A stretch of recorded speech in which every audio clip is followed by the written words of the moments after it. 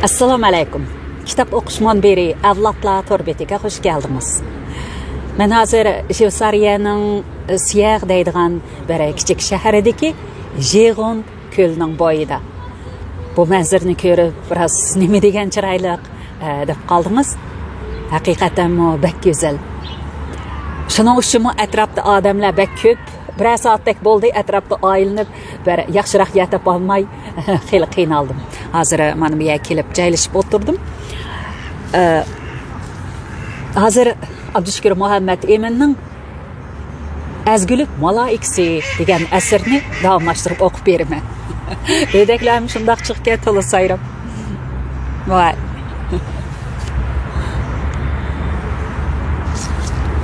Ma'qul amsa asarni boshlab etay. 7-bab Visal va rishta ayyami. Visal ayyami deb hijron chekar jon. Visal jannat mahnam misli hijron. Ne qilsin rishtasiz so'ygu jahonda, ne putsin rishtasiz taqdiri inson.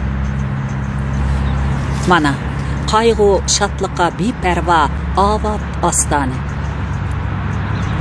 Men bir yil ilgari Cho'chakdan Yanxon mahallasiga ko'chib kelgan cho'ng tog'am dadamning akasining uyiga o'rinlashdim. Ancha uzun o'tmay do'stim Abdukerim orqali Ra'noga uchur qildim.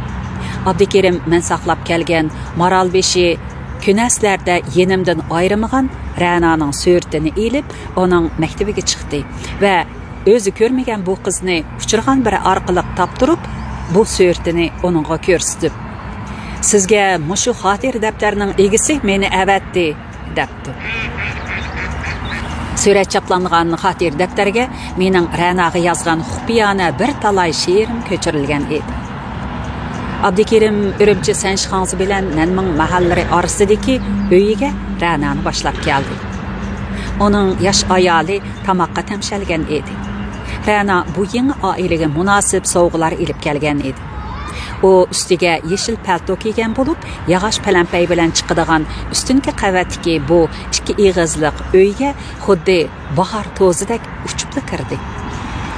O zamonlarda qizlarda upu anglik surish odati yo'q edi. Taqqassiz go'zallik bilan qo'shilgan otashin seg'inish tufayli uning visoli menga har qandoq behish beg'i va jannat parizotlaridan beqiyos qimmatli ko'rindi. Men uni ishkiriki yasidoq uy ishigida kutib oldim. Abdukerimning oqdil ko'yimchan ayoli uning yeshingan paltosini qo'liga oldi.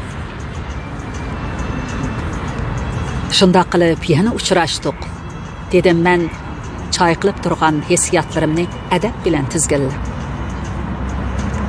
Men bu xush xabarni anglab udulli uchib keldim, dedi Ra'no sal hasirab. Men maqtullik ilkida ikkinchi eg'iz so'zni topolmay qoldim va uning nigoriga yenib qarashga jur'at qila olmay beshimni egib o'ltirdim.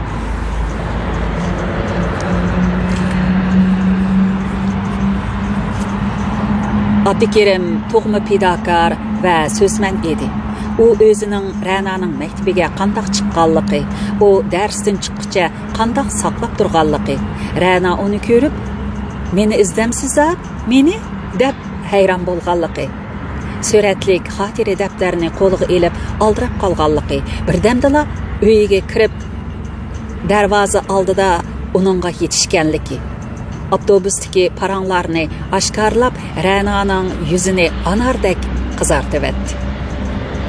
Agar Abdukerim bo'lmasa, biz xeyligacha parang temisi topolmagan yoki xetimni oldingizmi, uy chiqqandoq degan elib batasalik iborlardan chiqolmagan bo'ladi. Tunji visol shundoq o'tdi. Men tog'amning adresiga kelgan Ra'noning bir parcha maktubini topshirib oldim. Maktubda Ra'no otamning qazo qilganligi va mening opamning yeniga Sovetga chiqib ketadiganligim to'g'risida Abdukerimning uyida aytganlarimni bir qor tilga elib, bu sizning ona qalbini qadrligingiz. Men arzimas qalb egisi bo'lsam-mu, sizga baxt tilayman. O'z yuragimni deb mehribon onamizning yuragini azobga solg'im yo'q deb yozgan edi. Bu chaqmoq, sehrlik ishorat ayni kunlarda mendek makonsiz, zalil, xor kishi uchun Sulaymon taxtidan ulug' bir sema edi. Ra'no o'z xitida yana mushu juma kuni tushda Abdukerimning kichik farzandiga atab to'qigan popaykini oningkiga ilib kirdiganligini aytgan edi. Men uchun yo'lmo ishikmi ochiq edi. Yo'l so'rash, ishik chekish hojatsiz edi. Qerishqandak tag'am meni yolg'iz qiz navrisi bilan chetib qo'yishni orzu qiladi. O putlarimni inimning puruqi keladi deb silaydi. Navri singil bilan billa kino ko'rishga bilet elib keladi. Do'stlarimni mehmon qilib, menga nasihat qilishni jeklaydi. Oxiri mast holatda qo'liga pichoq elib, orqadan meni quchoqlab, qondoshlik haqqi bilan yig'lab ketgan edi. Shuningdan keyin saqal olsam, sirtqa chiqsam, men bilan billa ko'rishkili qizlar kelsa, ranjiydigan bo'ldi. Ra'no Abdukerimning uyiga keladigan juma kuni yanchiqimga saqal olg'ishni silib, yo'lga quruq g'irdab mengishdan boshqa amal yo'q edi. Oxiri Ra'no o'tirgan uyga kirib keldim. Bu qitim Abdukerim bilan Nurnisaxon bizni mehmon qilib bo'lib, tashqirqi uyga bir bahona bilan chiqib ketdi. Bir ozdan keyin Abdukerimning ovozini anglanmadi.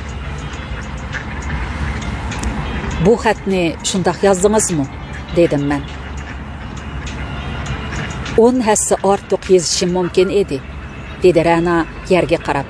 U bu qitim uzun qora sochlarini ichga o'rib olgan bo'lg'achqa, uning yo'tisida jilvalanib turadi. Nemishqa 10 hassa ortiq yozmadingiz?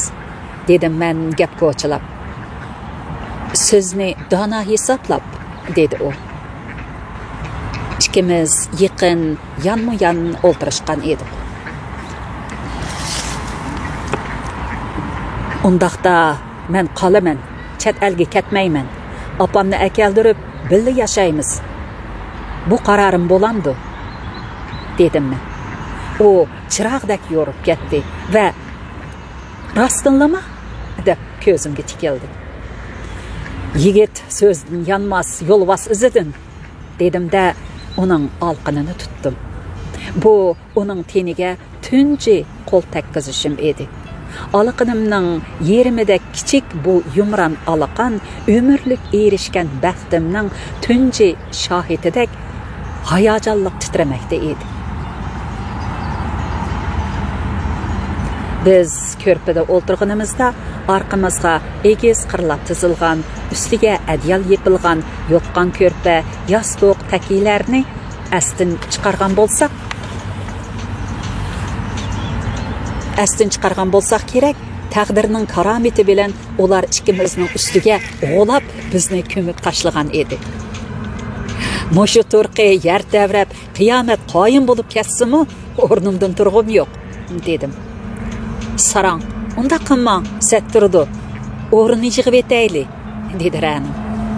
Biz o'rinni yig'ib Abdukerim kirib kelib, "Voy, peyzonlaba", dedi. O'rin ko'rpanglarning payzi bor ekan, yo'langanni besib oladigan, dedim men. Shundoq qilib Visol beg'ida muhabbat rishtasi ulandi. Men shu kuni kashda mundaq she'r yozdim. Sarang deding muhabbating tashqandin, yuragingdan sevgi bilan so'zlading. Sarang bo'ldim, yolqidim tutashqandin, menmi köyüp sana söygüm sözledim. Sarang dedin, kesel yoktu tilingdin, amrak hissin ütüp ketdi tenimdin. Qaşma, kelgin mecnunluqum dilimdin, işen bana ot aşık men jenimdin. Wow.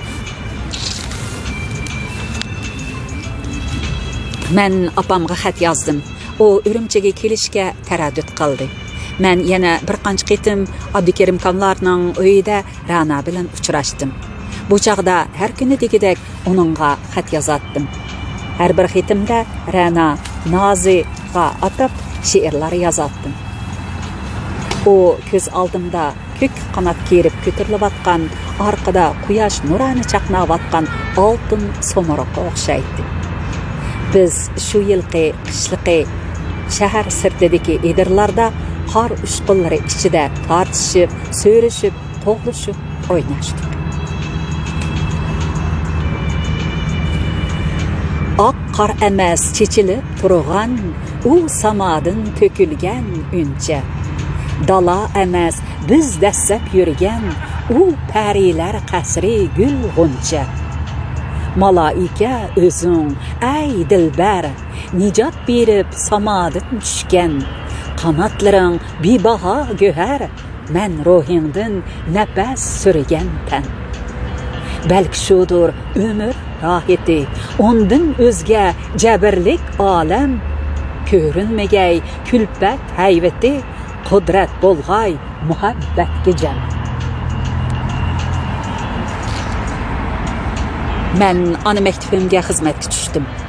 Emgak bilan tarbiyalash bekor qilingan bilan o'ngchi qalpiqi bekor qilinmag'ashqa o'qituvchilik emas, kutubxonada kitoblarni turga ayirish xizmatini qildim. Maaşım berilmay, turmush puli toki 1979 yiligacha 18 yil 40 yuan bo'ldi.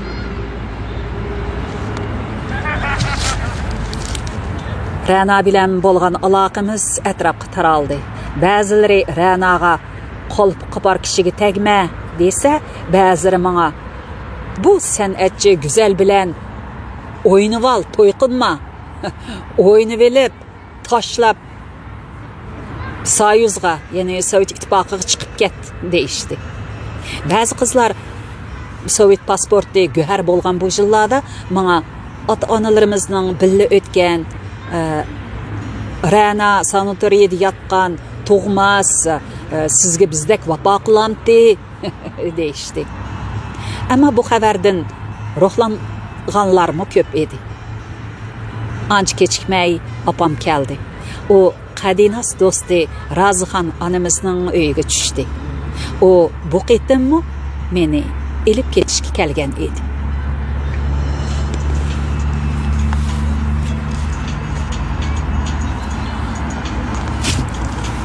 Sakkizinchi bob. Onamning oxirgi didori. Muhabbatsiz ota-ona yo'q va ularsiz bo'lmas muhabbat. Farzand zo'qi eng suyumli zo'q. Farzand shodlik, turmush mushaqqat. Onam. Men uni opa deb o'sganman. Onam kelishdan burun qahrton qishda meni Ra'noning do'sti Rahbar ismli qiz uyiga chaqirib oldi. Bu qizning ota-onalari Ra'noning ota-onalari bilan xuddi tuqqanlardek aralashib o'tadi. Kechda boshlangan mehmondorchiligimiz ig'ir yotquqicha davomlashdi. Ra'no menga atab ayni zamonda umumlashgan usti kiyim tikish mashinasida sherilgan qishliq qora shiriq chapan, ko'nglak qatorliq kiyimlarni olg'ash kelgan edi. Men taqamning darvozasini taqab so'roq tortishidan andish qilg'ashqa boldiroq uyga qaytmoq bo'ldim. Ra'no meni uzutib qor qo'yilib turgan ko'chaga chiqdi. Ikkimiz billa biroz mangdik. Bo'ldi, qaytib kirib keting, dedim men. O zerikdingizmi? dedi ayrilishga qiymay. Yo'q, havo sovuq, uy yiroqlab qoldi, dedim men. Hech bir, dedi u. Men uni orqamizga yenib, rahbarning uyigacha akilib qo'yib, xo'shlashmoqchi bo'ldim. To'satdan u menga esilib, ikki mangzimga ikkini so'yib qo'yib, g'oyib bo'ldi. Bu tunji so'yish edi. O'zimni yo'qitib qo'yishga tas qoldim.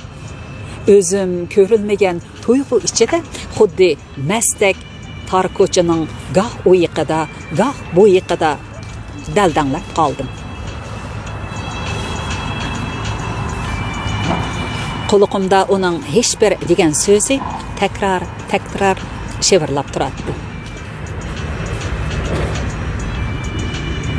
Şu kuni kechda bu she'rni yozdim. Şatutining tili chiqqandek tatliq tiling anglandi hech bir deding hech uqmagandek har hech birida bir opqur mehr.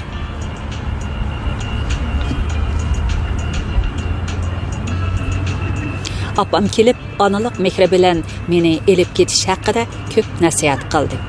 Atamning yana dadamning o'limi, o'zining bir mushukdan boshqa hech kimi yolg'izligi, atkashdan qo'rqadiganligi, menga bir ministerning qizini kelishib qo'yganligi haqida so'zlab, to'rt qirg'a seriq yipakda Alisher Navoiyning rasmiy naqsh qilingan o'zbekcha Atlas bal romili ne shu qiz avatdi deb ko'rsatdi. Men hurmat ichida onam bilan kechilab so'zlashib, oxiri onamning tushunishiga erishdim. Biroq onam Ra'noni ko'rishni talab qilib turib oldi. Men Ra'noni Rozixon onaning uyiga elib keldim. Apam Ra'no bilan mehribon onadek ko'rishdi. Onunga qilcha meni o'g'limdan ayirmoqchi bo'lgan qiz degandek ifodada bo'lmadi. Onun çaşlarını xuddi o'z chechimi emasmi degandek yashtirib qarab qo'ydi.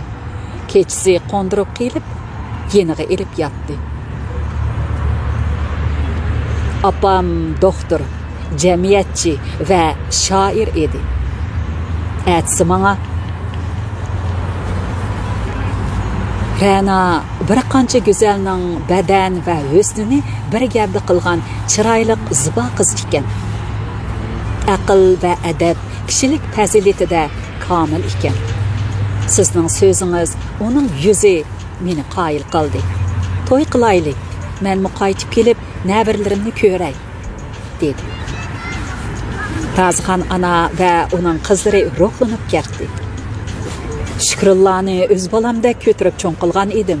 Qachon qayerda to'y qilarki, ko'rishga nasib bo'larmi deb o'ylaydim. Inshaalloh bu kunga nasib bo'ldim, dedi Rozixon ana.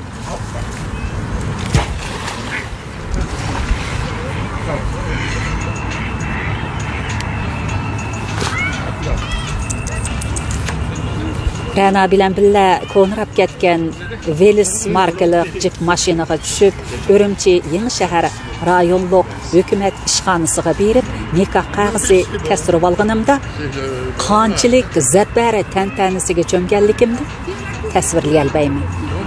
Bu omad menga xuddi cho'chaklar yoki qadim zamonlardagi hikoya dostonlardagidek to'liq afsunkor edi. Qo'limda qizil nikoh qog'ozi. Qeri shopir haydigan uchoqlarda Ra'nolarning maktabining birdan-bir pikapi bo'lgan Kona Velisda ketayotganimda o'zimni olam kemisida yulduzlar aro ushqandek huzur sezatdim. Bu hissiyat bugungi kunlikda o'nlab gullik pikap bilan to'y marika karvini hosil qilgan yigitlarda bo'lishi tabiiy hol bo'lsa-mu, bu aql hissiyat bilan yug'urilgan shod huzur kayfiyati u yigitlarda bo'lishi helimi kelgusidimi notayin.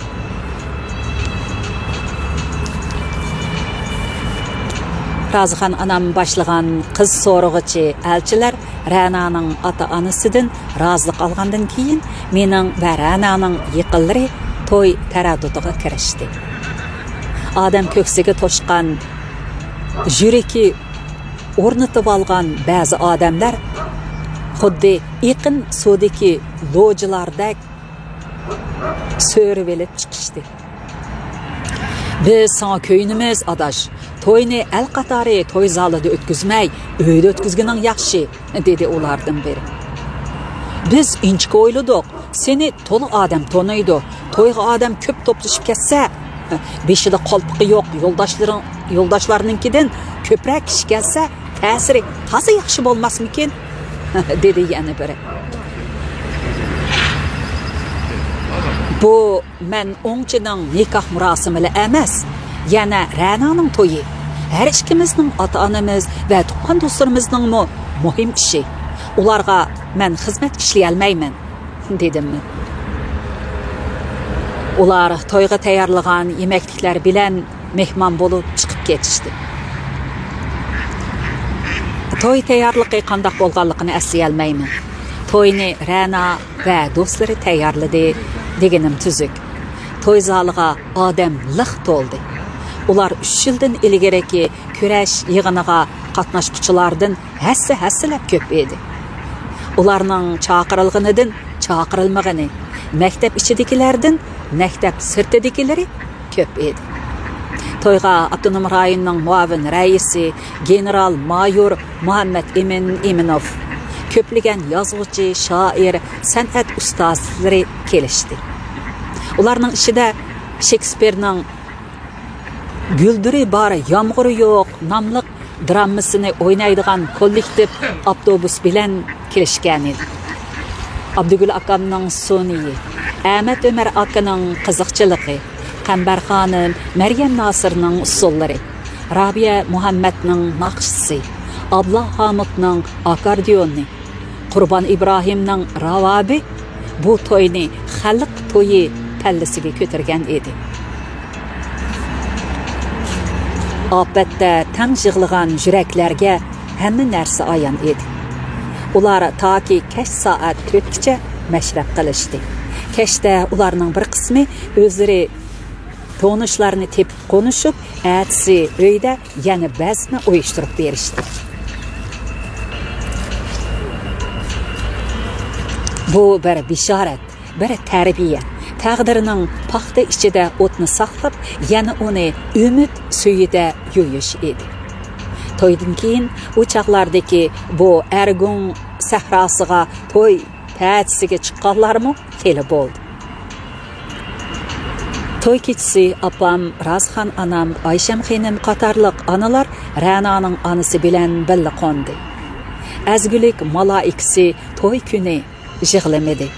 Echilib, yeyilib ketmedi. Onu do'stlari yasandirgan edi. O yolg'iz to'shakka kirganda menga echilib qarabmi qo'ymadi, so'zmi qilmadi. U faqat ikkimiz hamisha billa. Bugun tinch aram olayli.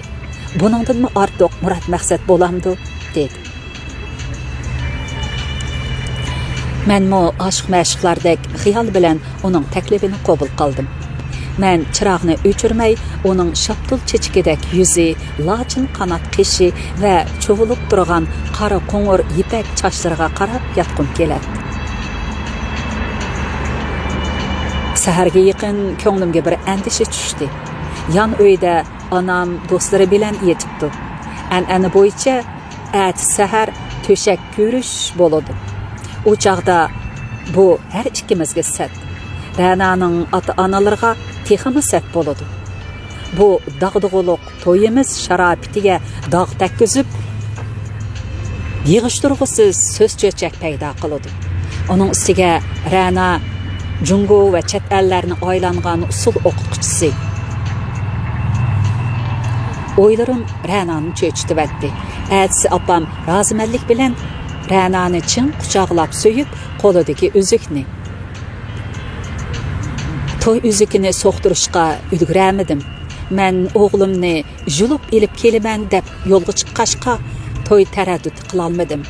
To'yingizga bir oltin uzuk, bir pikap mening bo'ynimda deb so'zlab turib, Ra'noning chemchiligiga selib qo'ydi. Darvaqa 1982-yili men Ra'no bilan Fronzi, ya'ni Bishkek shahriga borganda, shuningdan 8 yil ilgari televizor kayniga tiqib qo'ygan to'yliq nusxasida ishlangan oltin uzuk 1975-yili qaroqchi qo'lida qazo qilgan opam bulangandan keyinmi saqlanib qolgan edi. Opam yana bir pikap elishqa yetib oshqudak pulni bankaga omonat qo'ygan. Biz Ra'no nomiga pikap elib haydab qaytdik. Opam tuyuqsiz ketadigan bo'lib qoldi. Sovetlar ittifoqining Urumchidagi bosh konsulxonasi qo'lida sovet pasporti borlarni tezdan qaytib ketishga tavsiya qilib, muddat belgilab bergan edi.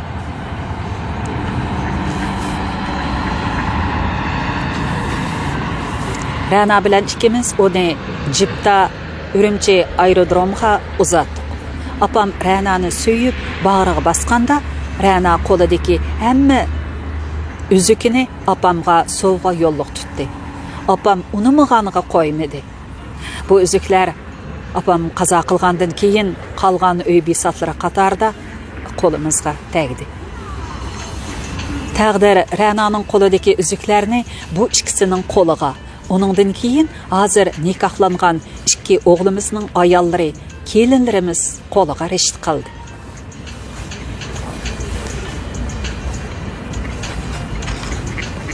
Apam aeroplanga chiqqanda Rana bilan ikkimiz ko'z yesh qildik.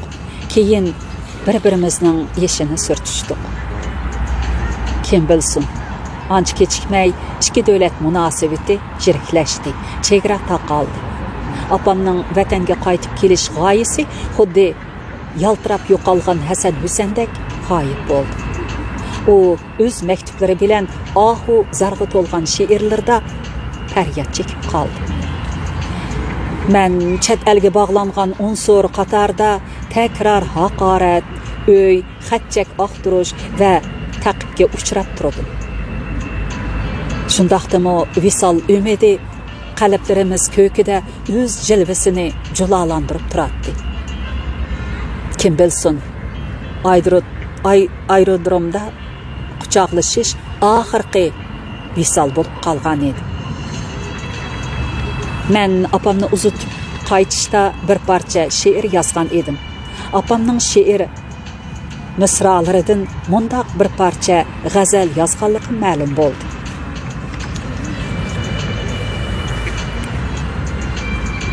Ko'zim orqamda qoldi, ketkinimda ushbu dargohdan, chidolmay dod etib qalbim juda bo'lganda Bernadin. Beşimda jabrilik külpat, nasbi bo'lsinu g'urbat, Yusufim qoldi Kan'onda kulib mag'rur tamannadin.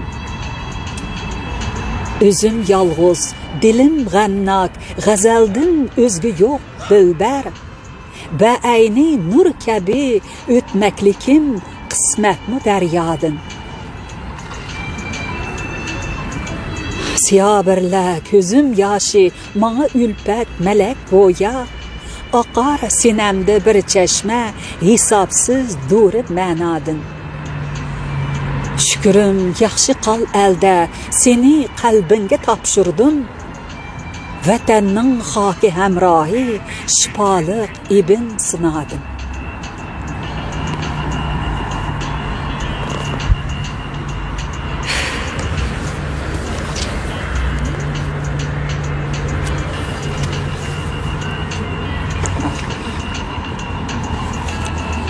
Yana bir bob o'qiydik. 9-bob. Söygü g'unchilari. 1962-yili fevralda to'y qildik. Shuningdan toki madaniyat zo'r inqilobigacha o'tgan 4 yil tabiiy ofatdan amdala qutulib, so'lchil qon besimi qayta o'rlashga boshlagan yillar bo'ldi. Bu o'rlash Xinjiang universiteti ilgiriki o'rniga, ya'ni Qizil binoni simbol qilgan Yanghang tarafga ko'chgandan keyin boshlandi. Usul maktabi Sanfangudagi Xinjiang san'at maktabi bilan qo'shilib, Xinjiang universiteti yenidagi Kona Darul Muallimin o'rniga yetkazdi.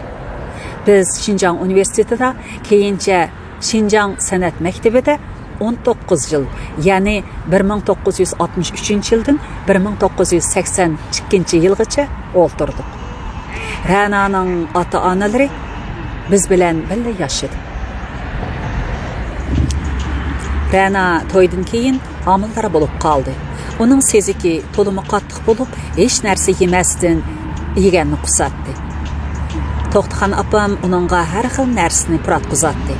Nimaga sezik bo'lganligini bilolmadi. Oxiri u Xinjiang tibbiy instituti qarmaqidagi doktorxonada osma okulda seziklik davrini o'tkazdi. Men uning yanida uni boshlab gullikda bo'latdim. Suratlarga tartatdim. şeirler yazattım. Rana boşandı. O toğuşqa 20 saat qalğandıla toğutxanaga qabul qılındı. Onu yölep Ürümçi şəhərlik 3-cü doktorxanaga ilib bardım.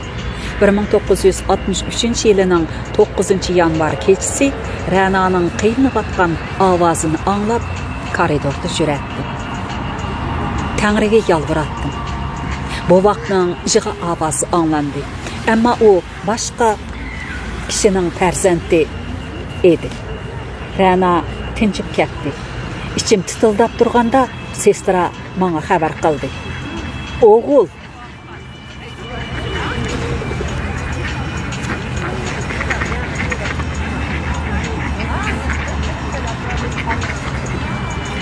meni kirishga qo'ymadi. Ishik derisidan o'g'limni taroziga selib o'lchab atganligini ko'rdim. 3 kundan keyin Ranani men yo'lab o'g'limni Abdukerim qo'ynida ko'tarib uyga qaytdim. Rana'nın atisi Qabul dadam balaga azan to'lab ism qo'ydi. Anvar. Rana'nın boşanqanligini apamga xat bilan uqtirdim. Bu texi xat aloqa üzülmegen çağlar edi. Apam xoşalliqidan balamga atab şeir yazgan, böşük jabdunmalari, balalar kiyimlari, yemek içmekler, hatta balaga ko'z munchaq avatdi.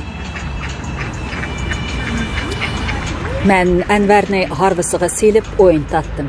Rana'nın yaş, yumran, üstüdün hayat nuri berk urup durgan yerim uçuk kökside közü kumçaqdek, çaşları kunduzdek appak insan evladı Rana'nın oğulu şeklide tünci tekrari oğul sütü emip turganlıqını körgünümde bağrım alemçe insani muhabbet bilen patınıp gider.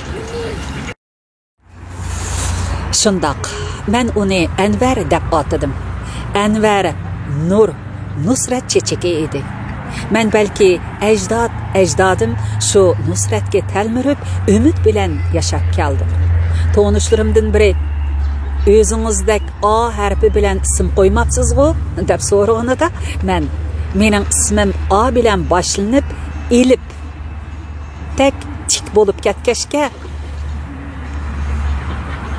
7 yıldan beri onu egip aran aqıldım. Əmdiki farzandlarimga A harfi bilen isim qo'yaman. A yaxshi harf, salammu, assalamu bilen başlanıdı. Rana'nın namıda A mu var. Əmdi balalarimda A bilen R harfi tekrarlansa texim yaxshi emasmi dedim.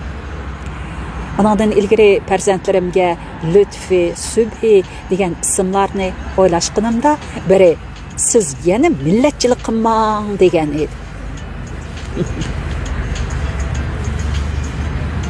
İki davlat munosabati ikki tog'da kun sanab yer qa'ridan ko'tarilib to'saldi. Biz taraf arqadan 9 baha nomli xalqaro munozara bosh maqolalarni e'lon qildi. Uzaq bir zaman apam bilan xat aloqa qila olmadik. O xalqaro Qizil Kirist jamiyati orqali meni izlab tashkil ilojsiz orig'a tushguncha men u mening qaysi dunyoda ekanligimizni bilolmadim. To'satdan Rana'nın mehribon otasi qazo qildi. Rana ikkimiz otasiz yetim qoldik. Bu muruvvatlik, kamsiz, oliyjanob Uyg'ur mo'tiviri 92 yaşında alemden öttü.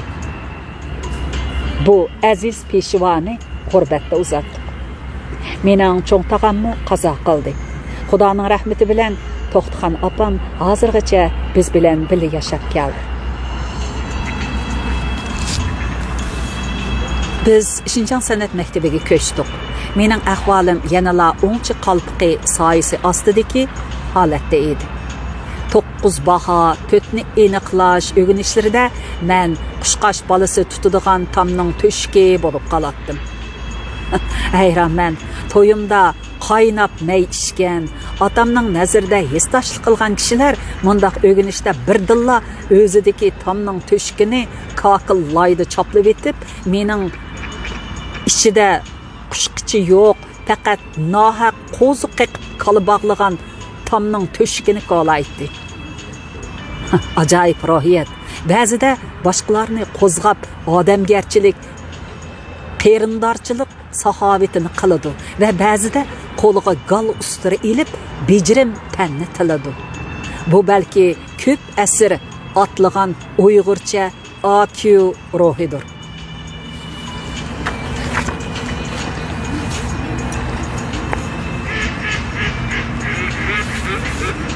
Mening o'ngchi qalpiqim Ra'noning putiga keshan bo'ldi. Uning ko'zlarini qamashtiradigan insoniy qimmati, kasbiy iqtidori, tanlashdagi afzalligi bir qavat, yoq bir qancha qavat seriq to'pil latqalari ostida ko'milishga boshladi. Kasbiy raqobatchilik ko'zlaridan mo'lunlar taqlab chiqishdi.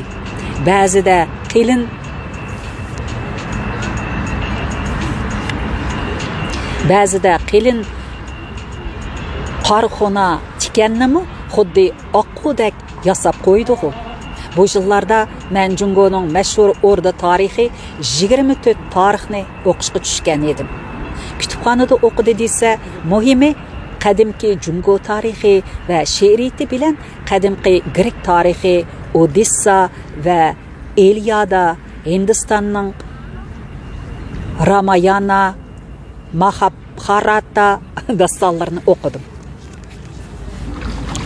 1965-yil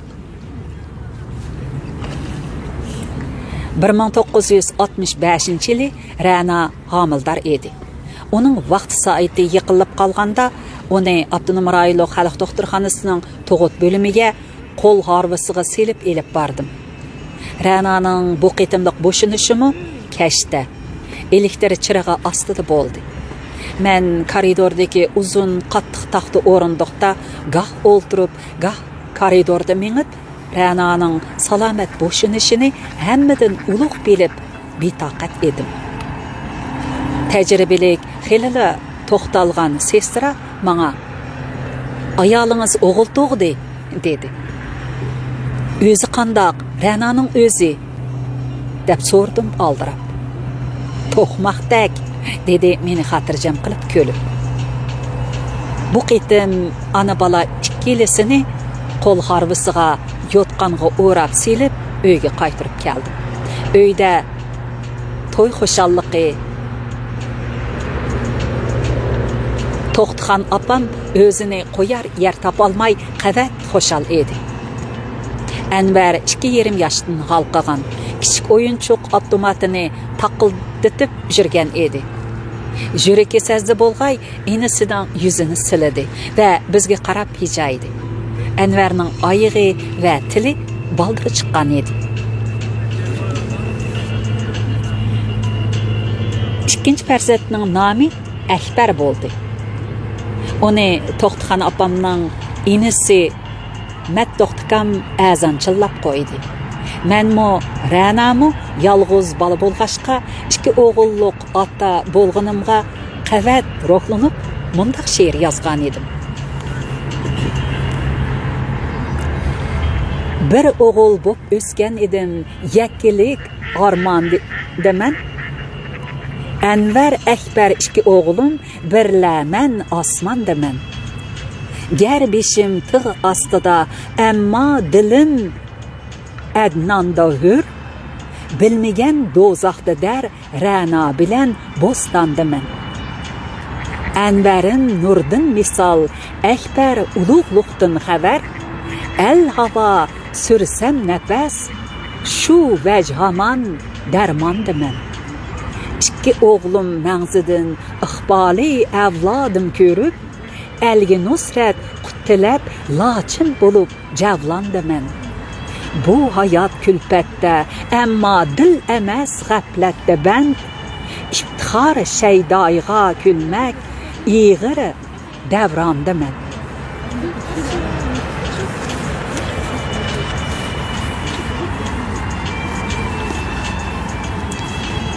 Birinchi bo'limga xotima. Ra'no chorak asrni kezib o'tganda to'limi go'zallashib ketgan edi. u meni ikkinchi qitim o'ziga yana ko'ydirdi.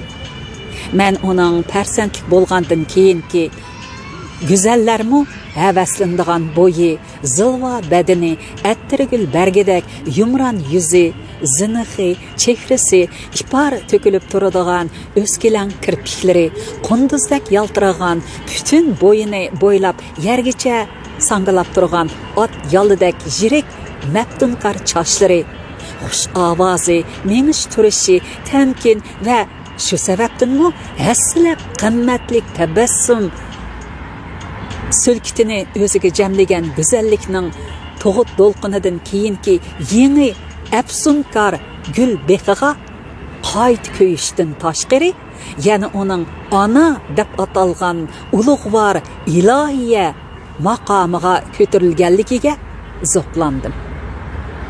U mana meni ikki qitim ikki o'g'il tug'ib qayta bino qildi, takrorladi, ko'paytdi. Ularga cheksiz mehribonlik havzi kavsar sina buloqlarini ochdi.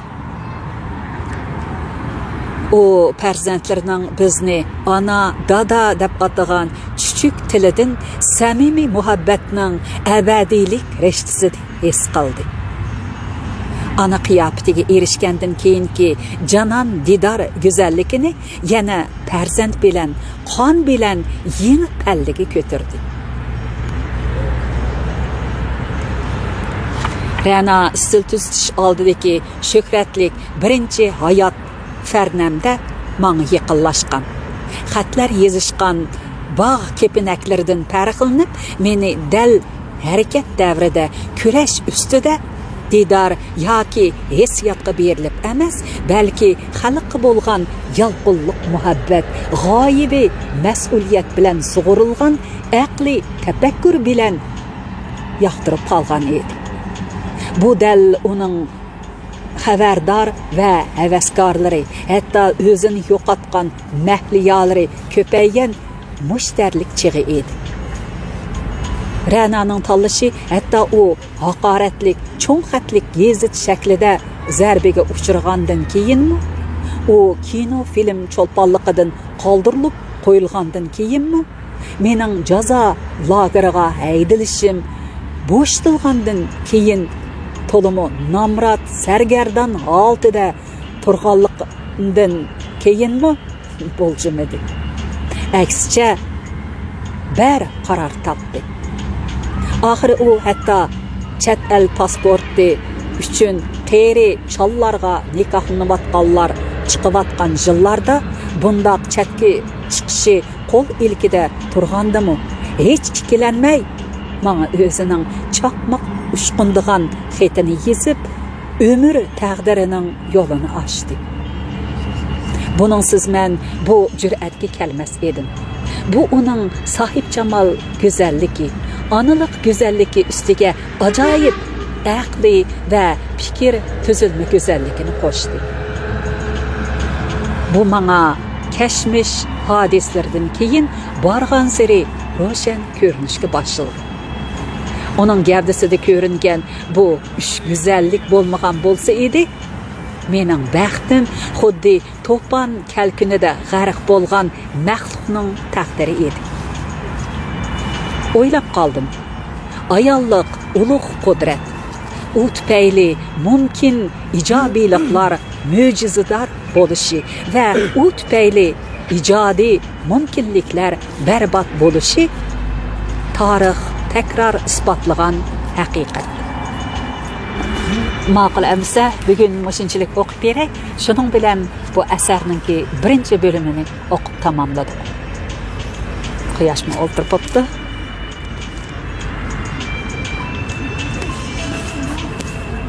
Ma'qul amsa, omon bo'ling. Kelar qaytim ko'rishaylik. Xayr xo'sh.